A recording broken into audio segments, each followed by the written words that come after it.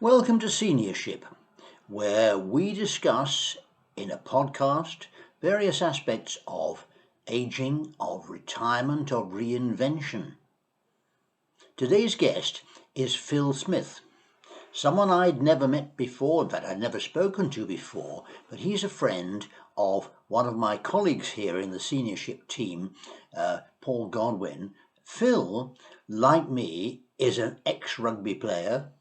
But unlike me, he carried on being involved in the game after he retired from playing by becoming a coach. And as a result, he learned something which I found a very interesting insight for our purposes. And so I think I hope that you will find this conversation very interesting. Let's see what Phil has to say.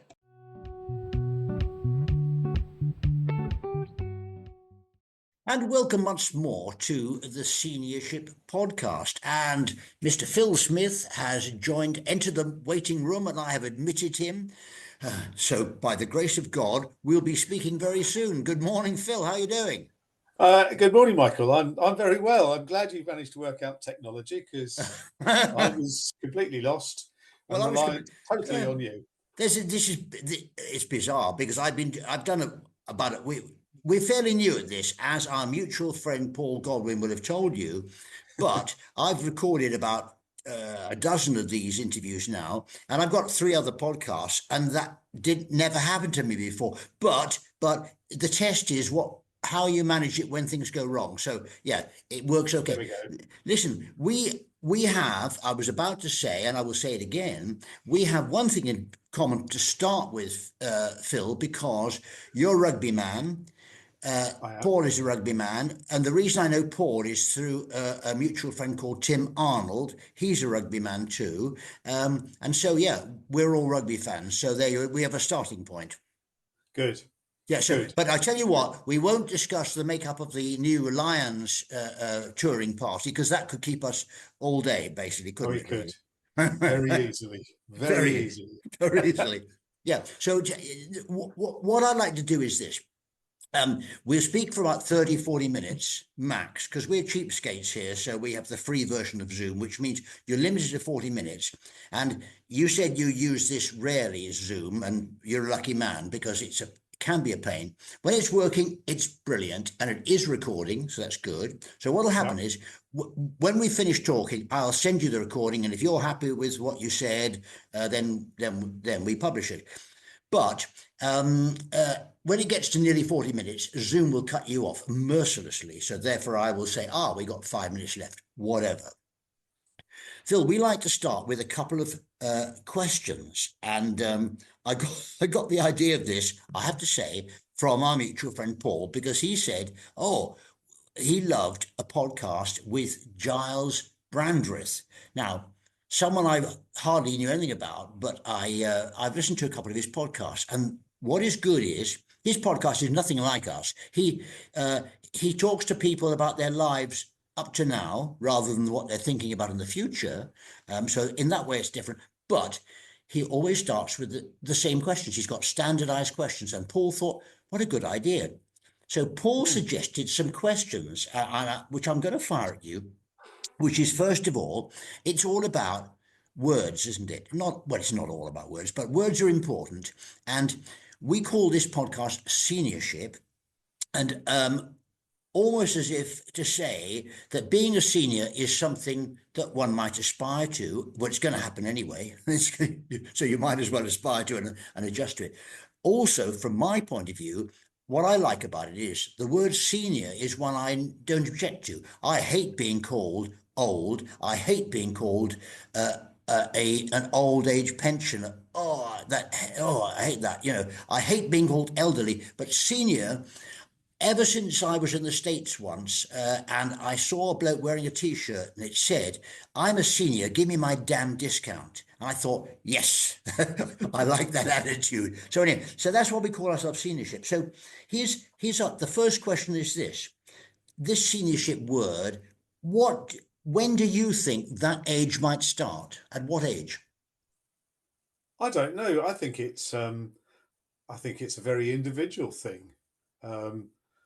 I certainly didn't. What am I now? 71. I didn't see myself certainly as a senior in 5 years ago, in March the 23rd. I was very much not a senior, even though I was just about to hit 66.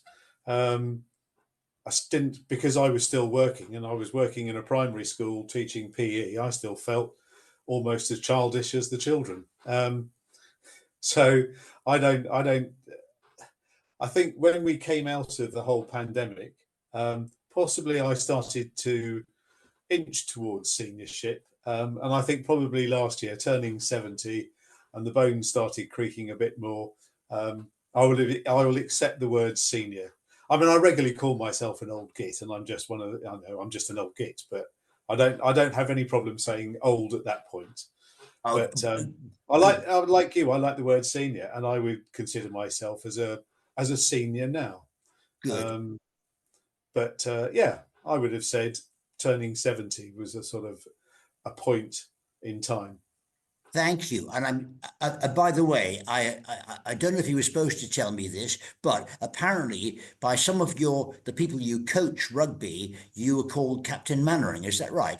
I was, and you might, and I you love might it. have guessed, you might easily guess who a certain other person is or was named after, Indeed. And because well, he's always doomed. So yes. Exactly. Yeah. Good. Well, thank you.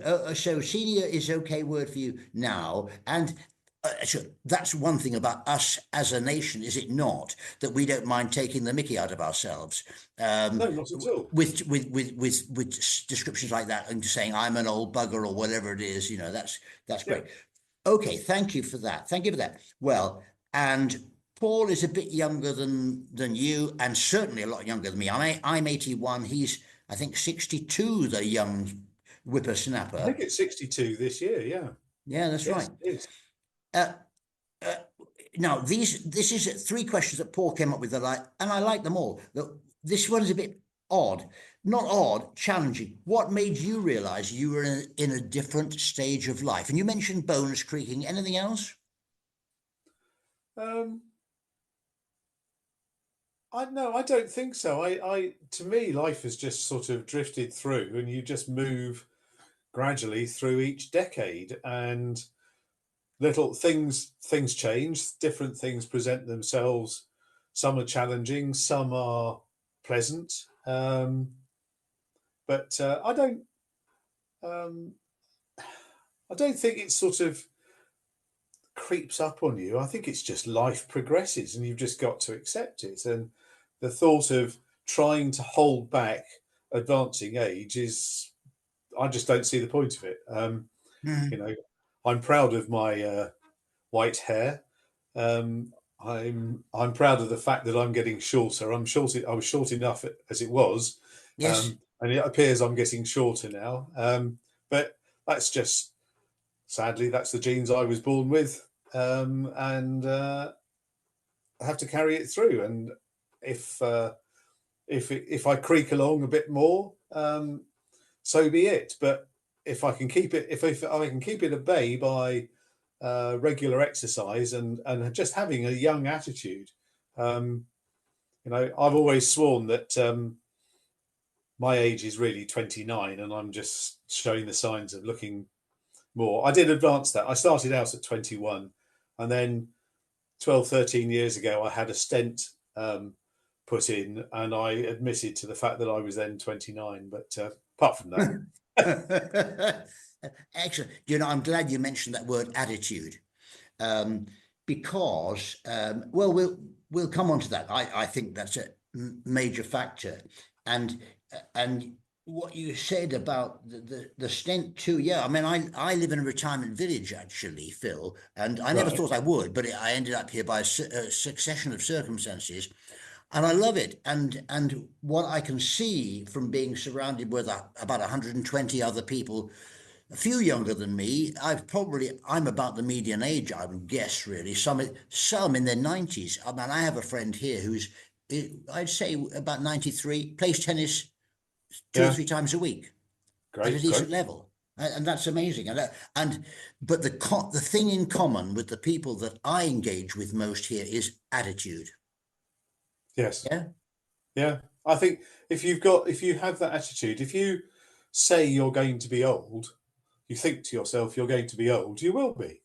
And Yes. you'll have all the grunt. Yes, we can be grumpy. I think we've earned the right for that, but uh, grumpy on our own terms. But if you are going to just have this attitude of, well, I can't do this or I can't do that, I shouldn't be doing this at my age. Well, why not?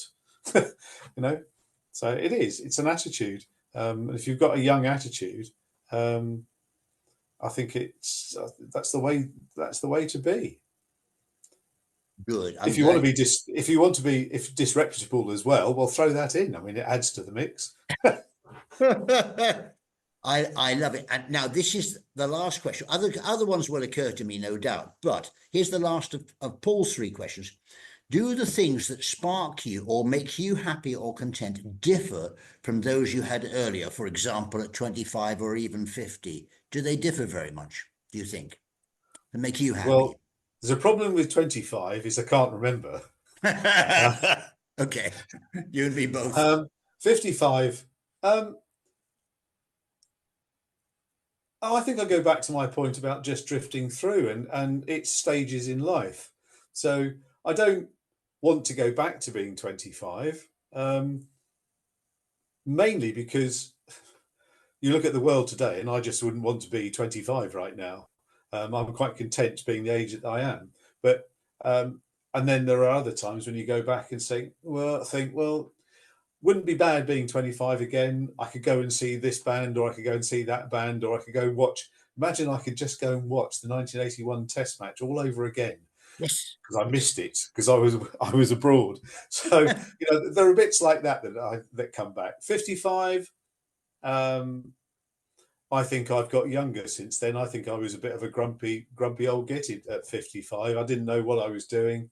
Um, Whereas since then, things changed far more for the positive than the negative.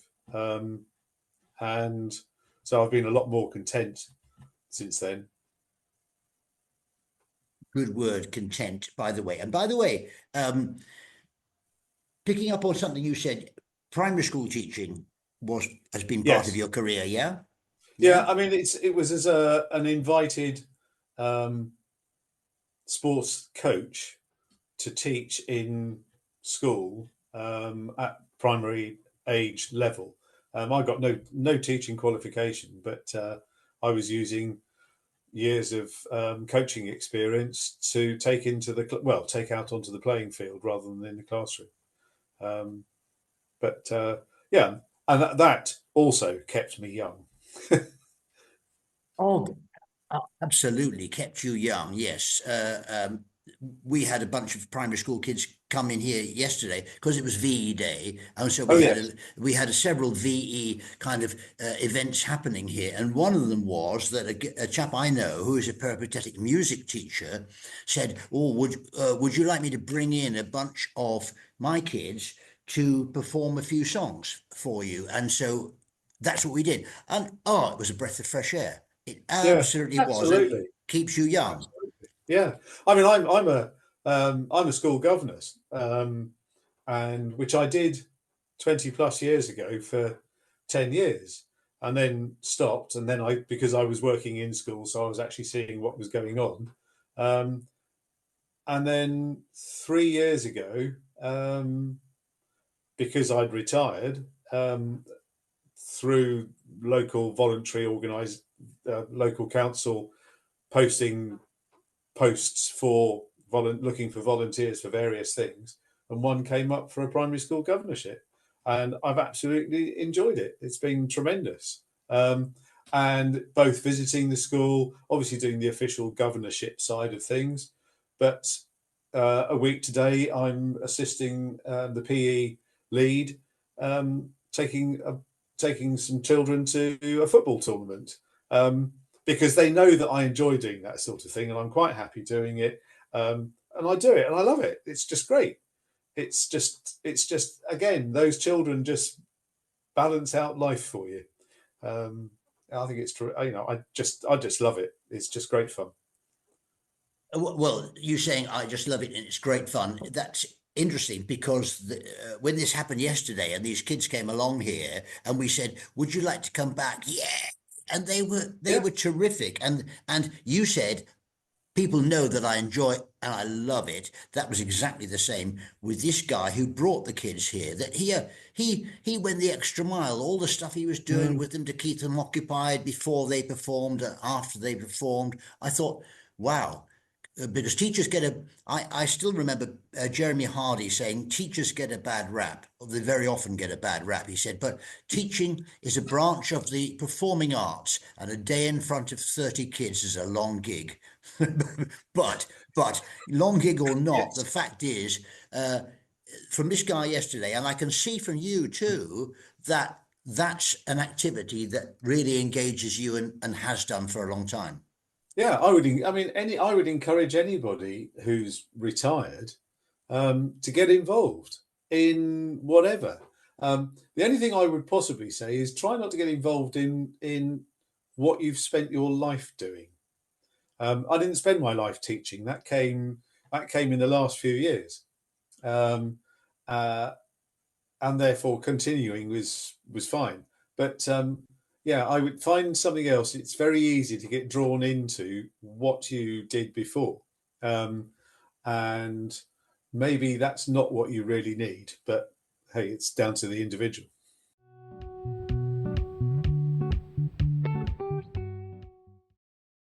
Anyway, so I'd say you've learned a lot already, actually, about the things that keep you young and Yep. engaged and Mhm. happy and fulfilled.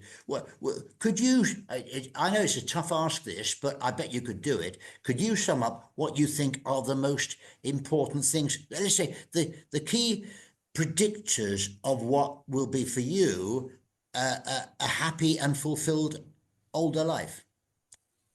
Staying healthy, um, being mobile. But if that doesn't happen, then finding a way to make it seem as though you're being mobile and active, and you've got to, you just it's the positive attitude. Look upon it as each day is just that's it. We've got a basket. We've done another 24 hours, and I'm still here. And what's up for today? And just keep doing things, and different things turn up. Don't sit back and do nothing. I think that's the worst thing that anyone can do. And even if something, an illness or something physical comes along and just puts a stop on things for the moment, just take the attitude, well, I will get back to doing it, or I'll find something else that will push me along.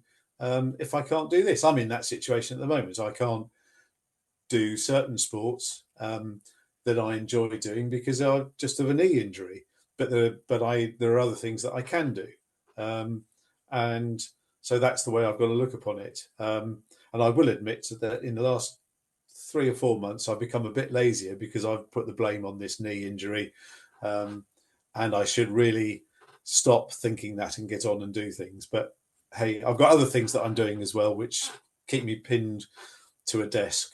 Um, but then that's equally good, because that's keeping the brain active, and making me Yes. think and stuff. So I think it's just the right attitude, and it's that positive attitude just to say, um, I am capable of doing things. My body is letting me do these things, so can keep doing it. And if one day it just shuts down, well, it shuts down. Um, Nothing much I can do about it. No, but I think in your case, that's going to be quite a long way off, Phil. Well, I Um, I hope so. I hope so. we all do. I mentioned to you at the start of the interview about that I was listening to this podcast with Giles Brandreth, and I was, and his interviewee was Tim Rice, All and right. Tim Rice. Well, obviously he loves cricket, doesn't he? He He loves, does. among all, with all his achievements on the music front, he loves cricket almost above anything else in the world. And I think he now is or was the president of the MCC. He was. He's a former president of the MCC. Yeah. Well, he said at one point, and I think he said more than once, he never had a plan. He kind of, he was talking about all he knew was he didn't want to go to university. He didn't have a plan, and things happened. And I thought, wow, that's a very interesting attitude from a guy that's achieved so much. Well, interestingly, my wife went to see him at the London Palladium Yeah, last week yeah, yeah. because I think he's celebrating 60 years in the music business. 60. Oh, wow. Yeah, yeah. And she found it absolutely fascinating, and it was. He got into the music industry, didn't get, as you say, didn't go to university, and she said it was just his life, and where it took him is an incredible voyage. She said it was just totally brilliant to listen to how he's gone about doing it and how it all occurred, but without giving too much away, because you should go and see him. Thank you. And you know what? I will, because what came across also was very self-deprecating bloke for Yeah. for a guy that's achieved what he's achieved. Public school educated, but he doesn't make a thing of that. Well, let's put it like this. I would say he's a guy who could mix with anyone. Oh yes, yeah. He went to a sister school of mine, old Oh school. yeah, Yeah. because you went to Reigate, was it? Well, I'm living in Reigate now, but yeah, he went to the one on the coast, and I went the one just up the road. he went to Lancing, didn't he? He went to Lancing, yes. Yes. Okay. Okay. So yeah. Anyway, that's by the by. Yeah, yes, by the way, but I love the fact A, he didn't have a plan. B, the self-deprecation, because in that way he's typically British in that way, isn't he? Really? Yeah, true. Yeah, absolutely. Very witty. And no, I'm only halfway through the interview. I'm going to listen to it all. I recommend it, Giles. And the podcast is called Rosebud. And Right. if you're a film buff, you'll know why it's called Rosebud. Anyway. I'm not particularly. Okay, fine. I think it's a nod to Citizen Kane, but that Oh, right. that movie Okay. is even older than me, so it's certainly a lot older than you, Phil. I have seen it on a couple of occasions. Yes, exactly. It's one of the all-time greats. It absolutely, yeah. Now, attitude important, health. You said very important. I don't know if you knew this, but somebody told me about this so-called blue zones theory, whereby, well, not a theory, but it's just a fact that there are certain spots on the planet where people tend to live longer and healthier than in most other parts of the planet. And they've done big surveys to find out what are the predictors of that situation happening. And they found that even above exercise, diet, smoking, alcohol, all that sort of thing, social contact apparently was a bigger predictor, and Really? I wonder what you felt about that. Well, I mean that makes sense. If you tuck yourself away and don't speak to anybody, you're just going to shrivel up and disappear, and people will forget you. And sadly, in the last 5 years, we've seen that happen time and time again in a situation that was beyond many people's control. But I think somewhere in those last few working years,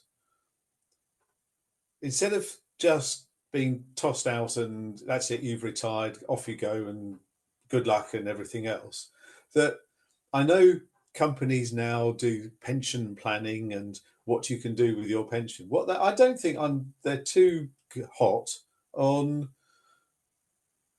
what do you do next. I don't know. I never got that, but then I was self-employed for 30 plus years. So it really was down to me. But of course, I suddenly found myself in a situation where I was exercising, where I was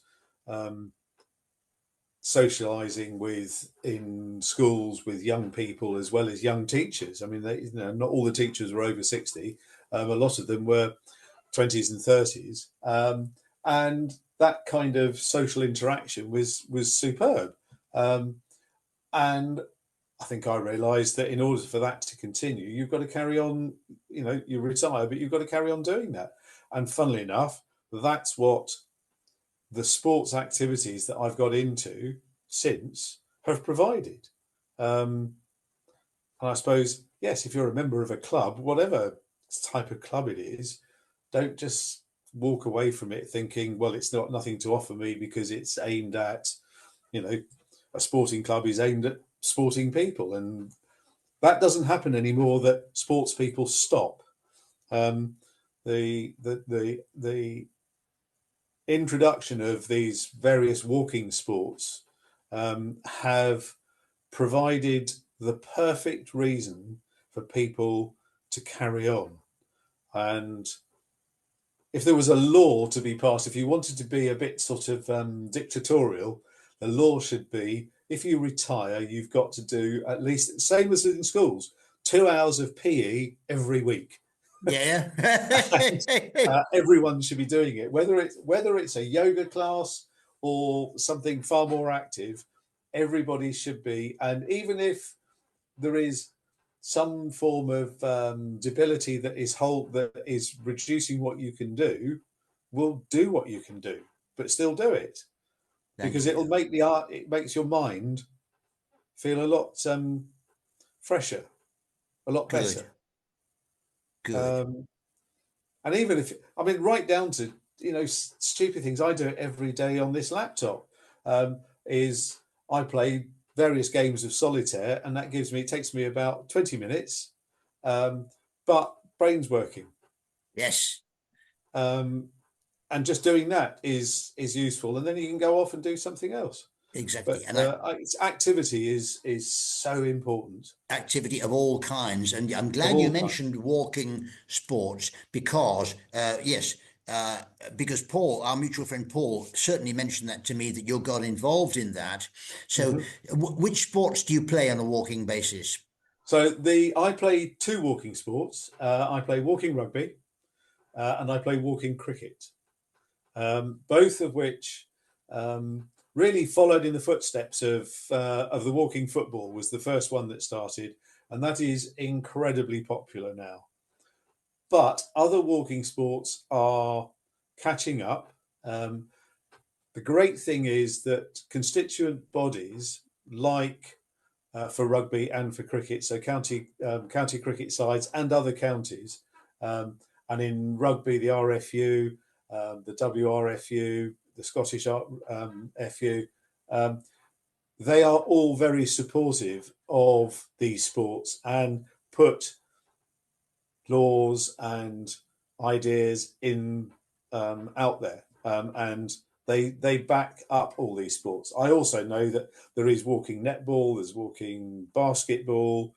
Wow. The only one they don't do is walking golf.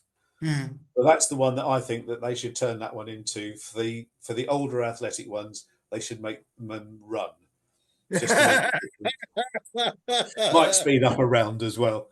But but apart from that, these walking sports are just, and they're great social occasions, and that's probably the Yes. biggest thing of all. And if anybody is interested, they can find forums and the like on Facebook and other social media. And I would have said in the last 5 years, from, I don't know, 25, 30 clubs, you're now looking at in excess of 200 rugby clubs now running their own walking rugby section. Wow. Cricket is not as quick, but it is coming along. It's coming along really well. Again, cricket is very much it's all year round. That's the beauty of all of these. Yes. Is Yes. they're all year round, because you can move them. Well, rugby is just you play in whatever weather. And from a cricket point of view, you can play indoors or outdoors. The game has been developed in such a way it can be indoors or outdoors. I must check this out. Thank you for mentioning this because mentioning it with such enthusiasm too, so I can tell that's something that you really like. I've never tried walking rugby, but I did once throw walking football. I was living in Bristol, where there were leagues walking, as you said, Yeah, walking football, yeah, yeah. incredibly popular. There were walking football leagues. I thought I'm going to do this because hardly ever played football in my life. I played rugby from about the age of 9, sort of thing. But so I thought I'm going to try football.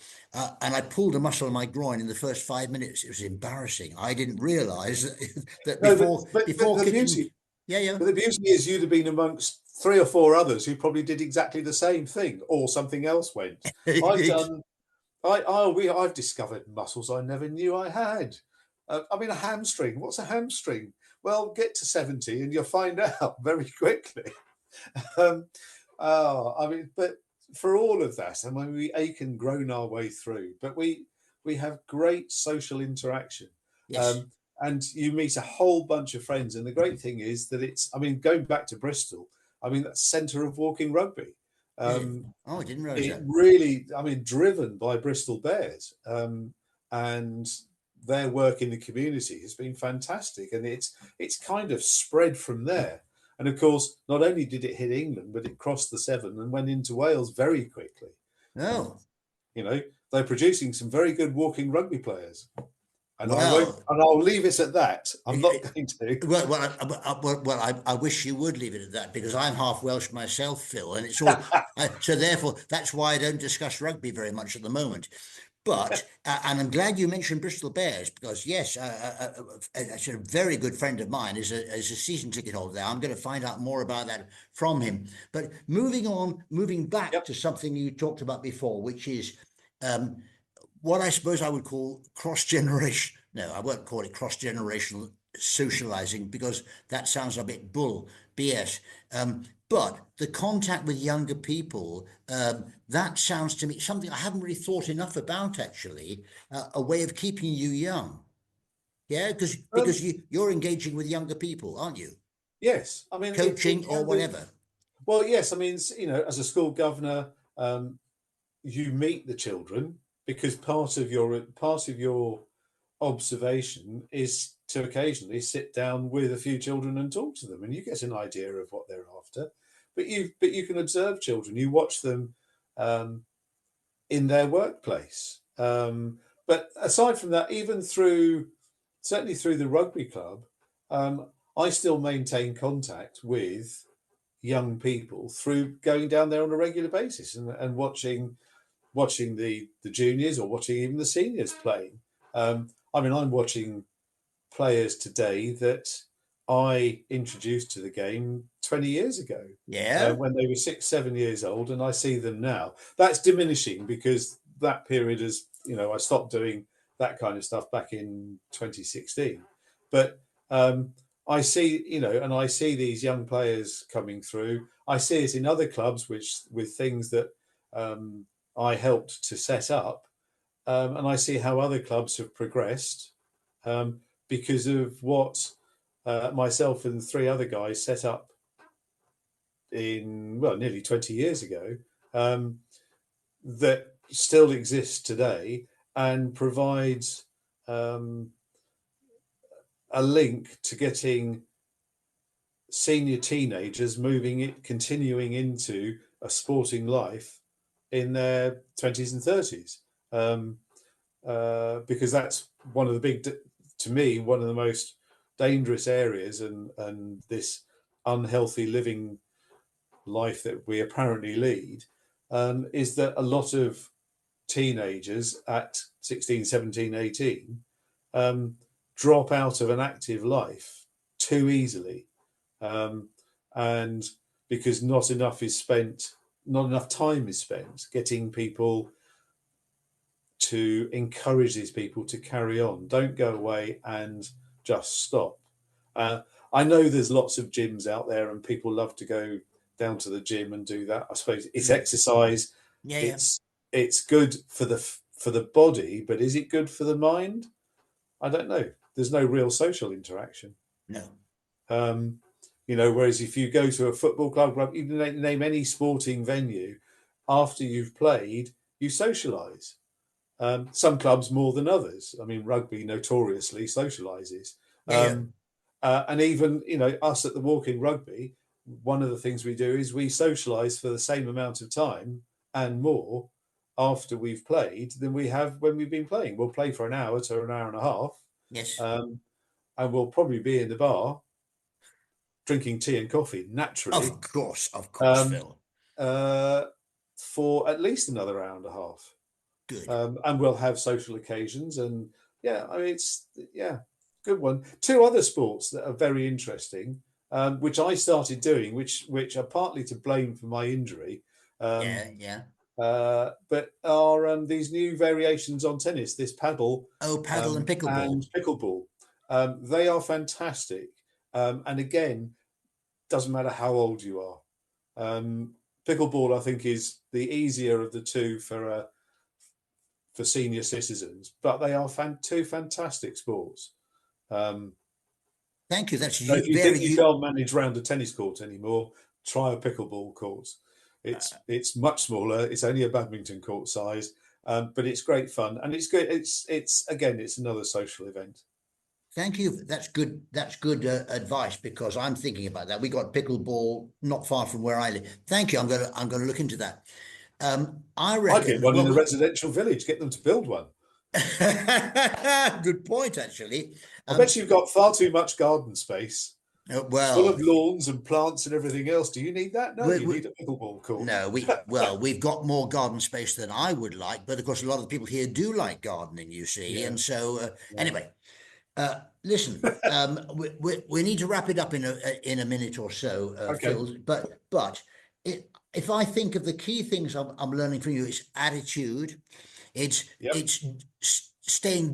being active, staying active in whatever, physical, mental, etc.